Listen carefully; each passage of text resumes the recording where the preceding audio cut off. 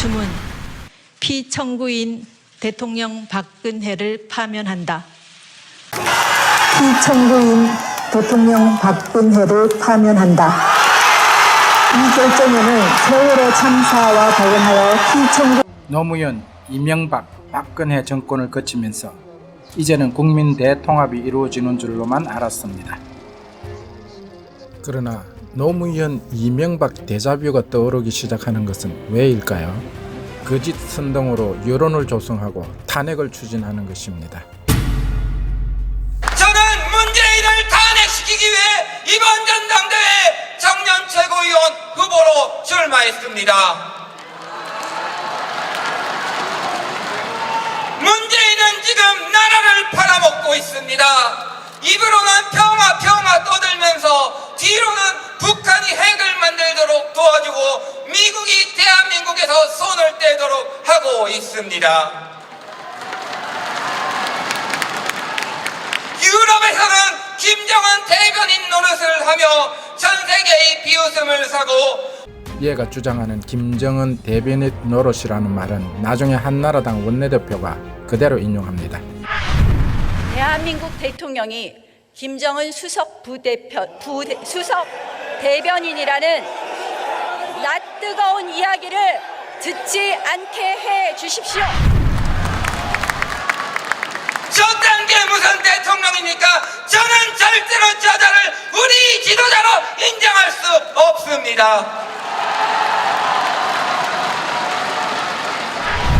문재인이 하야하여 주시옵소서. 우리 온 국민들이 실망하지 않게 하여 주시옵소서. 끝까지 역사에 주실 줄로 믿고 기도합니다. 종교의 자유를 박탈하려고 지금 별짓을 현 정부가 다 하고 있습니다. 반드시 추사판을 쳐내고 문재인 저놈을 끌어내고 한국교회여 일어납시다. 새로운 역사를 시작해봅시다. 우리는 회개해야 됩니다. 반드시 저 문재인 정권을 하야시켜야 됩니다. 여러분, 문재인은 하야하라. 이들은 구호뿐 아니라 실제 대통령 탄핵 모의에 들어갑니다. 청와대 게시판에 집단으로 문재인 탄핵 국민청원을 올린 것입니다. 이전 정부였다면 이들의 주동자는 벌써 체포되었을 것입니다. 경찰청이 광우병 괴담 유포자 및 촛불 집회 주모자 사법 처리 방침을 밝히자 네티즌들이 경찰청 웹사이트에서 내가 주모자라며 대규모 자수운동을 벌이고 있다. 탄핵을 반대하는 지지자들은 150만 명으로 탄핵 청원자 146만 명보다 더 많았습니다. 그럼에도 불구하고 야당과 검찰은 이 청원을 근거로 탄핵 절차를 진행하고 있었습니다. 17대 국회의원 선거가 있던 2004년은 노무현 대통령 탄핵 소추안이 가결된 해입니다.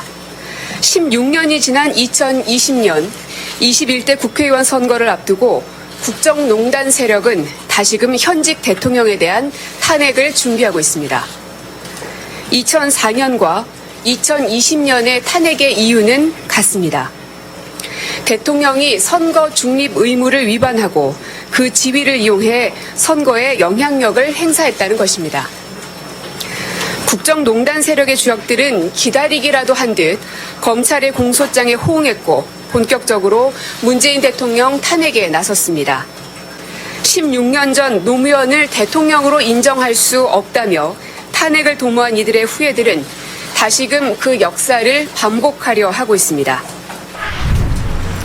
이렇게 탄핵 모의가 좌절되자 언론과 검찰은 다음 먹잇감을 사냥하고자 하였습니다. 그것은 친정부 인사인 유시민을 뇌물죄로 엮는 것이었습니다. 그 방법은 10년 전 죄수들을 위정교사하여 한명숙 전 총리를 뇌물죄로 기소했던 수법이었습니다. 사건 자체는 채널A 기자가 올해 총선에 개입하기 위해서 3월 내지 4월 말까지 여권 중진이 그러니까 여권 인사가 관련됐다라는 얘기를 해내라라고 구속되어 있는 이철 대표한테 편지를 보낸 거고, 그 내용 자체에서 사실이 아니어도 되니까 밝혀라. 만약에 이거를 밝히지 않으면 당신의 전 재산이 추징될 수도 있고 가족들이 구속될 수도 있다. 내가 윤 총장의 가장 가까운 측근을 잘 아니 내가 얘기를 해서 편의를 봐줄 수 있다. 나를 믿어라. 한 사건이잖아요. 저희가 그때도 말씀드렸다시피 신라제는 수사는 그냥 수사대로 따라가되 우리는 너는 유시민만 좀 찾아야겠고 이철 막 와이프 찾아다니고 막 이러는데 그건 해볼만 하지. 네. 어차피 유시민도 지가 굴었잖아. 나올 것 같으니까. 네네. 이철이랑 많아 이 사람 먼저 지가 굴기 시작하잖아.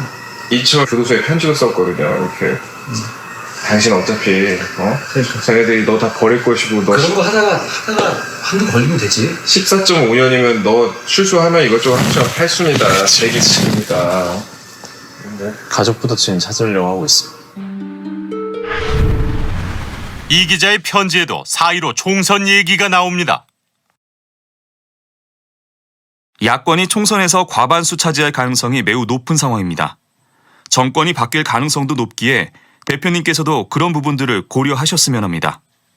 수사는 생물이며 검찰 역시 이런 정국을 신경 쓸 수밖에 없습니다. 4.15 총선에서 압승하여 대한민국을 자신들의 사유화로 만들려고 했던 업무, 과연 성공했을까요?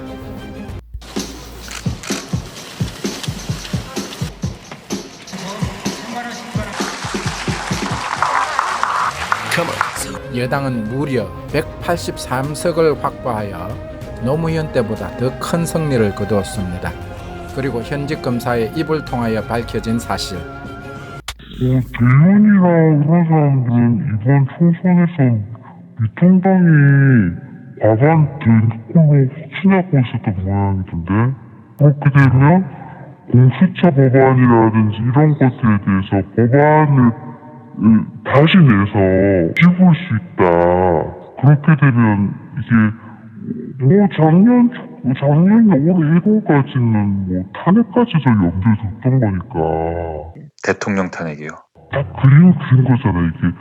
이게 조국할 때 정유라를 했던 것 때문에 조민 이렇게 해가지고 그 부분을 건드리고 이제 국정원 대선 개입 사건에 맞춰서 울산 선거시장 그림을 그렸단 말이야. 그러나 아직도 문재인 정부가 독재를 하고 있다고 주장하고 있습니다. 국민 한 분 한 분이 독재 정권의 심각성을 깊이 인식하고 함께 맞서 주셔야 합니다. 가끔 가다 저는 그런 얘기를 합니다. 뭐 독재니 어쩌니 그런 얘기를 많이 하는데 한국은 독재를 해야 돼. 정말이야 독재하게 돼. 하나님의 독재하셨어. 하나님이 무조건 하나님께 순종을 하셨어요. 실제로 독재를 했던 박정희에게는 말 한마디 못하고 굴복하던 사람들이 언론과 표현의 자유가 보장이 된 정권에서는 독재라고 외칩니다. 독재와 거짓 선동 정치란 어떤 것인지 깨시민들은 경험으로 알고 있습니다.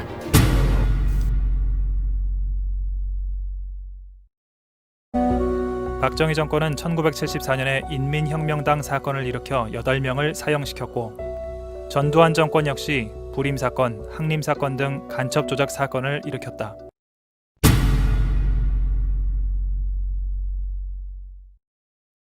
전두환 정권은 북한이 금강산 댐을 이용한 수공으로 서울 시민 대부분을 수장시키려 한다고 국민을 겁박했다.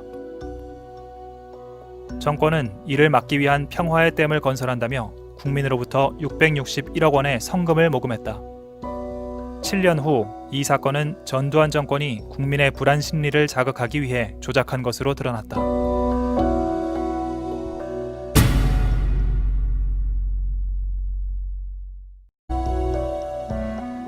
총풍 사건은 대선 직전 청와대 행정관 등 3명이 베이징에서 북한 인사를 만나 휴전선 인근에서 무력 시위를 해달라고 요청한 사건이다.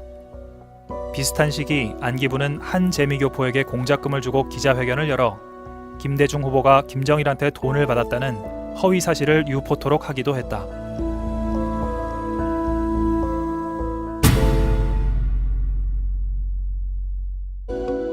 2012년 대선 5일 전 박근혜 선대위의 김무성은 노무현이 NLL을 포기한 증거라면서 1급 기밀문서였던 정상회담 대화록을 읽어내려갔다. 대한민국의 노무현 대통령이 북한의 김정일에게 한 말입니다. NLL 문제는 국제법적인 근거도 없고 논리적 근거도 분명치 않습니다.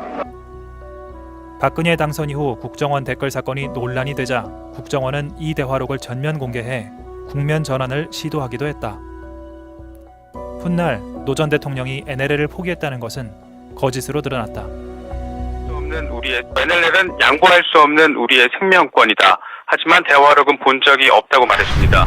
그러나 원무가 남북 간의 긴장 관계를 이용하여 국민들을 협박하는 자들, 이들에게 북한이 없다면 이들의 존재 가치가 무엇이 있을까 의문입니다. 저들은 북한의 위장 평화 공세에 맞장구를 치고 있습니다. 문재인 정권은 국민들의 정신 무장을 해이케 했습니다. 남북 정상회담 한다고 생쇼를 다 할 거고 사회주의 체제로 헌법 개정하고 남북 정상회담하고 미군 철수하고 대한민국 체제 자체를 변환을 시도하고 언론과 검찰이 불공정한 방법으로 정부를 비난하고 탄핵을 기도했음에도 법치를 준수하는 문재인 정부의 원칙 때문에 그들이 존재할 수 있다고 봅니다. 정부 정책에 반대하는 자들을 고문하여 간첩으로 몰던 정권을 왜 찬양할까요? 그 시절 권력자에게 아부하여 재산 모으기 편했기 때문인가요? 아니면 내 가족은 아무도 피해보지 않아서 그런가요? 소수민족으로 호주 땅에서 이렇게 살 수 있는 것은 정의가 있기 때문입니다. 왜곡된 시선과 비뚤어진 정의관에 대하여 성찰하는 계기가 되었으면 합니다.